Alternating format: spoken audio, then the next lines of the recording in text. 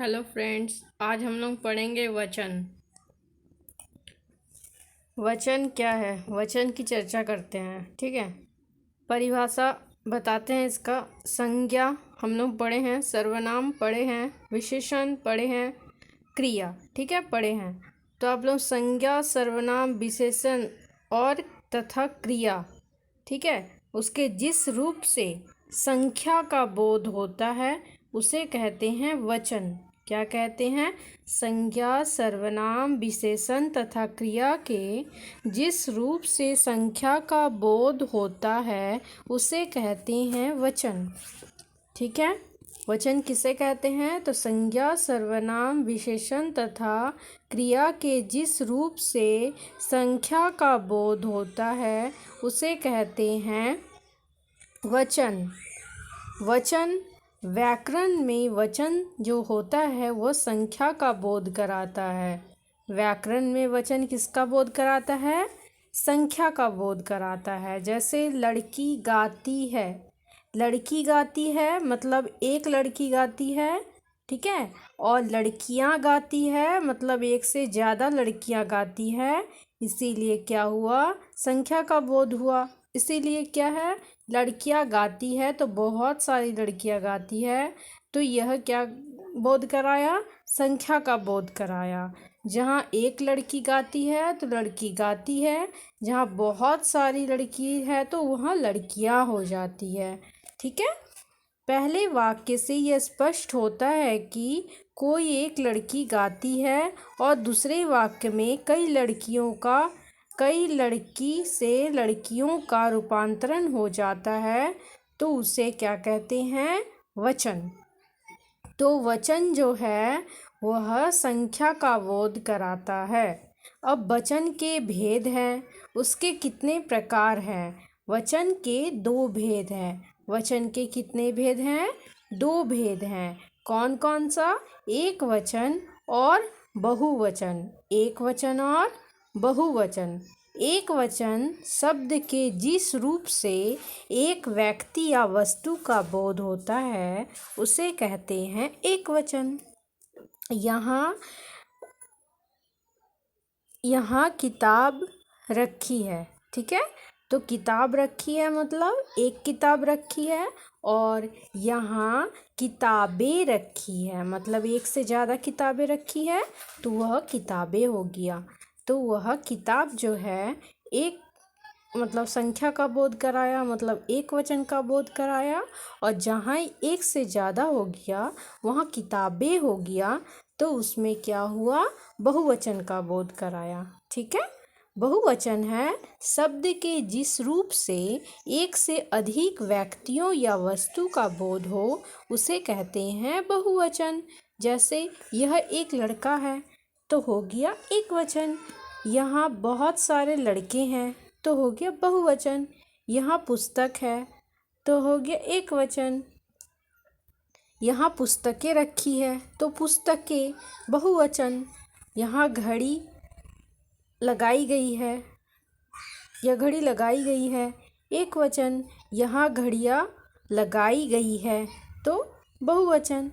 ठीक है, ये सब क्या है? एक वचन और बहुवचन। ठीक है, अब हम लोग आगे पढ़ते हैं। बहुवचन बनाने के कुछ नियम होते हैं। बहुवचन ऐसे ही नहीं बनते, उसके कुछ नियम होते हैं। क्या होते हैं? पहला है अकारांत पुल्लिंग शब्द के आ को ए बनाकर बहुवचन बनाया जाता है। जैसे लड़का आया ना लास्ट में आ, तो वह जब बहुवचन होता है ना तो वह लड़के हो जाते हैं। क्या हो जाते हैं? लड़के, मतलब ए आते लास्ट में, तो आ को ए बनाकर बहुवचन बनाया जाता है। लड़का से लड़के, गधा से गधे, घोड़ा से घोड़े। ठीक है, यह बहुवचन का नियम है।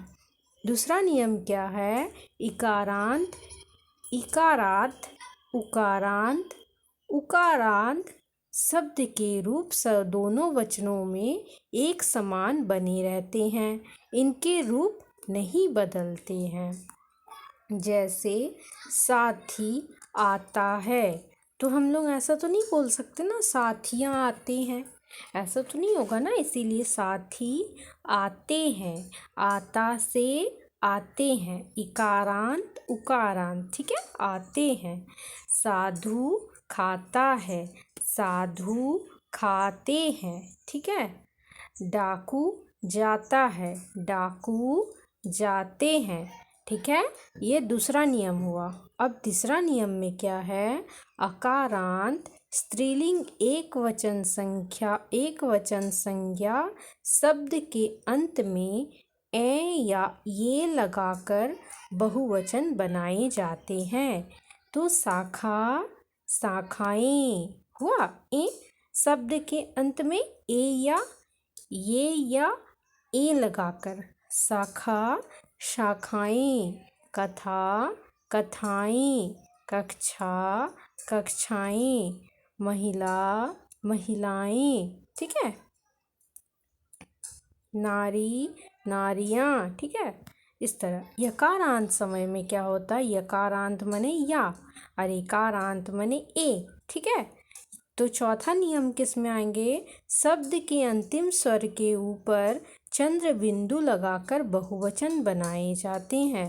शब्द के अंतिम स्वर के ऊपर चंद्र बिंदु लगाकर क्या बनाए जाते हैं, बहुवचन। जैसे चिड़िया, चिड़िया में तो एक वचन में चंद्र बिंदु नहीं है, जैसे ही बहुवचन होता है वैसे ही चिड़िया हो जाता है, या में चंद्र बिंदु लग जाता है, तब क्या बनता है, चिड़िया।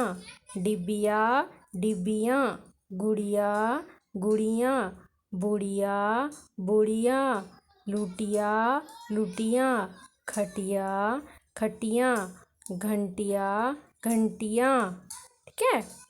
अब पांचवा नियम क्या है, अकारांत स्त्रीलिंग शब्द का बहुवचन संज्ञा के अंतिम स्वर अ को ए कर देने से बनता है। अ को क्या करने से बनता है, ए कर देने से। पुस्तक पुस्तकें, किताब किताबें, गाय गायें, बहन बहनें, आँख आँखें, रात रातें, झील झीलें, बात बातें, ठीक है। छठा नियम में क्या है, इकारांत और इकारांत स्त्रीलिंग संज्ञा शब्द में ई को ई करके उसके बाद या लगाकर ई या मतलब छोटी या बड़ी या को या करके देने से क्या बनता है, बहुवचन। ई और ही को या कर देने से, जैसे तीथी तिथिया, घुड़की घुड़कियाँ, चुटकी चुटकियाँ, टोपी टोपियाँ, रानी रानियाँ, नदी नदियाँ, रीति रीतियाँ, राशि राशियाँ, ठीक है।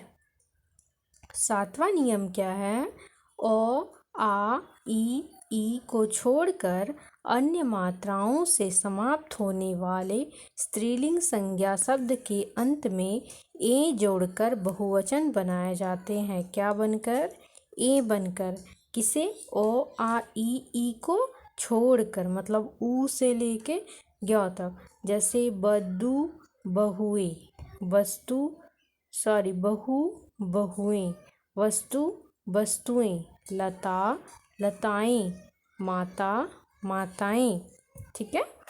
अब आठवां नियम में क्या आते हैं, संज्ञा के पुल्लिंग के या स्त्रीलिंग रूपों में बहुवचन का बोध प्राय गण वर्ग जन लोग वृद्ध आदि शब्द लगाकर करते हैं। श्रोता श्रोताएं तो होगा नहीं, श्रोतागण, पाठक पाठकगण, दर्शक दर्शकगण, अधिकारी अधिकारी वर्ग, आप लोग, वृद्ध वृद्धजन। गण शब्द बहुधा मनुष्य देवताओं और ग्रहों के साथ आता है। देवता गण होंगे, अप्सरा गण होंगे, तारागण होंगे, ठीक है। अब ये दोनों शब्द में वर्ग और जाति किसमें लगता है, ये दोनों शब्द जाति बोधक है तथा प्राय प्राणीवाचक शब्द के साथ आते हैं। जैसे जाति है मनुष्य जाति, स्त्री जाति, पशु जाति, बंधु वर्ग, पाठक वर्ग इत्यादि।